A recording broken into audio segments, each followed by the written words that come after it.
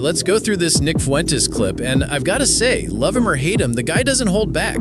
A lot of the points he's making here are things that the so-called mainstream right is too scared or too bought off to even touch.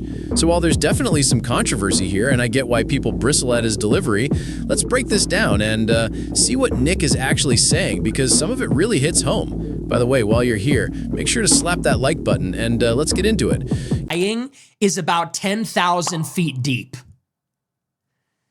And it's so convoluted, layers and layers of lies. Megyn Kelly said, he said awful, horrible things. Shut up. Shut up. You know what's awful and horrible? What is happening to our country. He said these awful and horrible things. Grow up. How old are you? There are words on a show on the internet from a adolescent male live streamer, and people are, the hand-wringing has got to stop. That's all I've been hearing all week from Eric Metaxas. Shut up. Shut up. Shut your lying mouth. From all of them, Shapiro, this guy, the Christian Zionist, the pro-Israel crowd, the women, Megyn Kelly. He said awful, horrible, monstrous things. You really don't have an imagination. You think that's the worst thing happening in our country? If you followed the coverage of the Tucker interview, you would think that this country is utopic. And the only problem is that somewhere in the suburbs of Chicago, a young man said some naughty words. Really? Like, look around. 10 million illegal aliens in 4 years. We're at war with Russia. You have half the country is on welfare and hates Americans, hates whites. All the women are feminists. You know, 85% of the 18 to 29-year-old women voted for Zohran Mamdani, this like race communist. You know, the stabbing of Irina Zarutska, Charlie Kirk getting shot in the neck, the genocide in Gaza that we're paying for, and literally it's so sticky, we can't get out of it. There's no way out. Netanyahu is living part-time at the White House, ordering us around. Bomb Iran immediately, like, and people are going, this monster with his show.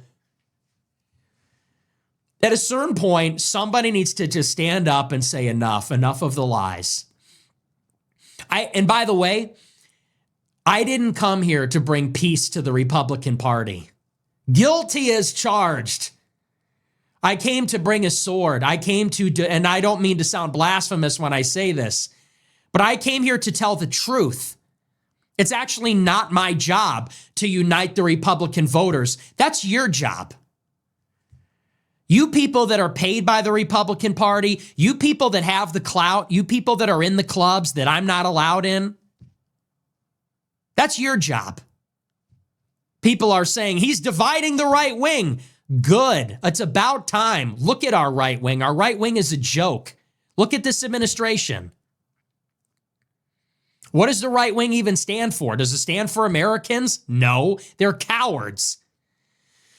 They're feminist, they're pro-LGBT, they're pro-diversity, they're barely Christian. You know, is this administration, do you get a Christian vibe from them? No. You're not deporting anybody. They're not serious about any of it. Charlie Kirk died, and Trump could barely muster a sentence about it. Forget about, they talked about shutting down Antifa. When's that going to happen? It's about time somebody came in and shook things up and stirred the pot. And this monster, this horrible person, he's evil, he's dividing the party. What's his end game? Somebody needs to get up and cut through all the dishonesty. Ignore it. Ignore it, sidestep it. I'm not going to argue it. I'm not going to debate it. I'm not going to defend it. I'm not going to entertain it. Someone needs to cut through all of it with clarity. Someone needs to cut through all of the nonsense, all the subterfuge, all the calculated deception, which is what I do on the show, and just say it simply. We want to be free from Israel. The Jews have too much power. Yes, I use that word. The Jews have too much power. They're too selfish with it. They've been doing it for too long. They got too greedy with it. Someone needs to say it. It's what it is. Bill Ackman and Larry Fink and Miriam Adelson and Mark Levin and all these people from all different walks of life, and Democrat and Republican, and in Wall Street and Silicon Valley, they're using their influence to benefit themselves and Israel at our expense, and they lie about it. And if you talk about it, they try to get you killed. If you talk about it, if you say it, they nag you to death. They gaslight you. They say, you're a hater, you're an anti-Semite, you're problematic. What about these other things from your past? They try to blackmail you, intimidate you. Someone needs to get up and say, hey, Megyn Kelly, are you going to call out Jewish power or not? Because if you're not, don't tell me I'm a monster, because you're a coward. We should be able to have honest conversations about power dynamics in this country without immediately being labeled as hateful or anti-Semitic. There's no denying that certain groups wield disproportionate influence in key sectors like finance, media, and politics. That's just a fact. And Fuentes is saying what a lot of people are too afraid to say, that this influence isn't always being used in America's best interest. Whether you agree with him or not, you have to admit he's putting it all on the line to speak his truth. Don't say all these things that I've said. And by the way, I'm getting really sick and tired of being called a monster. I'm not a monster. I'm not a violent person. I don't have a criminal record. I'm a law-abiding citizen. I'm a taxpayer. I'm a Christian. I'm an American. I love my country. I love my family. I love God. People line up to give me $100, dozens of them every night, to say, I went back to church because of you. I got my life back on track because of you. I stopped smoking weed because of you. I stopped my pornography addiction because of you. I got married and had kids because of you. But all everybody can ever focus on, they don't even watch my show. They don't know me. They haven't spent an hour with me. They don't even watch my show. They don't know anything that I'm about. But they want me to be the scapegoat. So flippantly, throw me under the bus.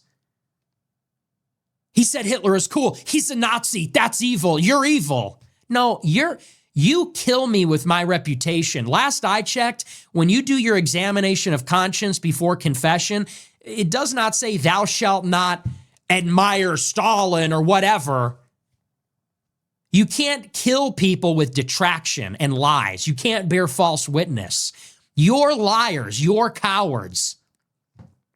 You throw me under the bus because you don't give a shit about me. You don't care about my followers. You don't care about the truth, and you're weak. You're afraid of them. You're afraid of what they'll do to you. You're afraid of what they'll think of you. You're afraid of how they'll punish you.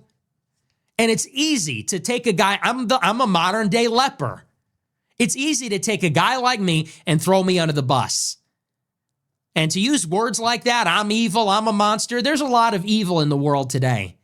And I'm not a perfect person. God knows we could all choose our words more carefully. When you're live... Nick Fuentes is saying things that need to be said. He's calling out the lies, the hypocrisy, and the cowardice of the establishment on the left and the right. And yeah, he's controversial, but maybe that's exactly what we need right now. Because, let's face it, this country is in crisis. The old ways aren't working anymore. We need people who are willing to speak the truth, no matter how uncomfortable it makes people. And if that divides the right wing, so be it. Maybe the right needs to be divided. Maybe it's time to cut out the dead weight and rebuild something stronger. The question is, are we ready to have the tough conversations, or are we just going to keep playing it safe while the country burns? And honestly, I think Nick Fuentes might be right. It's time to shake things up. Those are my thoughts. But if you're new, don't forget to subscribe, and I'll see you in the next one.